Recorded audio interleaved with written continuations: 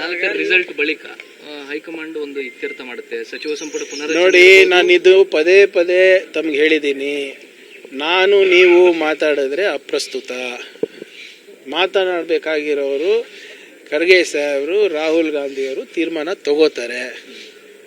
ಅದು ಅವ್ರು ಏನು ಹೇಳಿಕೆ ನೀಡ್ತಾರೆ ಅದು ಮಾತ್ರ ಪ್ರಸ್ತುತ. ಅದು ಬಿಟ್ಟರೆ ಬೇರೆ ಬೇರೆ ಯಾರು ಏನು ಹೇಳಿದ್ರು ಕೂಡ ಅಪ್ರಸ್ತುತ. ಏನು ಮಾತಾಡೋದೇನಿದೆ? ಯಾರು ಹೇಳಿದ್ರು? ಗೊಂದಲಗಳಾಗ್ತಾ ಇದ್ದಾವೆ. ಎಲ್ಲಿ ಗೊಂದಲ ಎಲ್ಲಿದೆ ಇವ್ರೆ? ಗೊಂದಲ ಎಲ್ಲಿದೆ ಹೇಳಿ? ಈಗ ನೀವು ಹಿಂಗೆ ಪ್ರಶ್ನೆ ಕೇಳ್ತೀರಾ, ಗೊಂದಲ ಸೃಷ್ಟಿ ಆಗ್ತವೆ. ನೀವು ಪ್ರಶ್ನೆ ಕೇಳೋದು ನಿಲ್ಲಿಸಿದ್ರೆ ತಣ್ಣಗಿರ್ತದೆ, ಶಾಂತಾಗಿರ್ತದೆ. ಈ ಖರ್ಗೆ ಸಾಹೇಬ್ರು ಬಂದು ಏನಂತ ಹೇಳ್ಬೇಕು ತಮ್ಗೆ ಹೇಳಿ?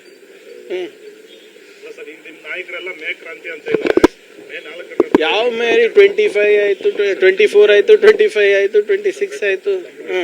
ನಾನು ಹೇಳ್ತಾ ಇದ್ದೀನಲ್ಲ ಸರ್, ನಾನು ಮಾತಾಡಿದ್ರೆ ಏನು ಪ್ರಯೋಜನ ಇಲ್ಲ, ನೀವು ಮಾತಾಡಿದ್ರೆ ಏನು ಪ್ರಯೋಜನ ಇಲ್ಲ. ಯಾರು ಮಾತಾಡಬೇಕು ಮಾತಾಡ್ತಾರೆ, ಅವಾಗ ನಿಮಗೆ ಸಿಗ್ತದೆ.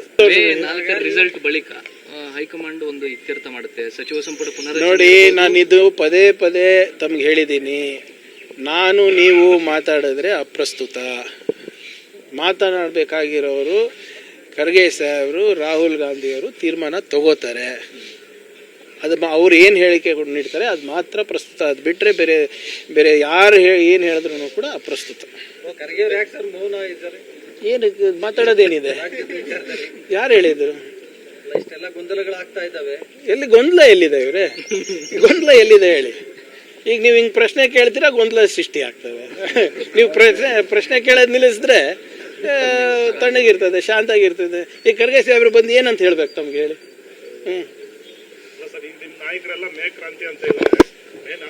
ಯಾವ ಮೇರಿ 25 ಆಯ್ತು, 24 ಆಯ್ತು, 25 ಆಯ್ತು, 26 ಆಯ್ತು. ನಾನು ಹೇಳ್ತಾ ಇದ್ದೀನಲ್ಲ ಸರ್, ನಾನು ಮಾತಾಡಿದ್ರೆ ಏನು ಪ್ರಯೋಜನ ಇಲ್ಲ, ನೀವು ಮಾತಾಡಿದ್ರೆ ಏನು ಪ್ರಯೋಜನ ಇಲ್ಲ. ಯಾರು ಮಾತಾಡಬೇಕು ಮಾತಾಡ್ತಾರೆ, ಅವಾಗ ನಿಮಗೆ ಸಿಗ್ತದೆ.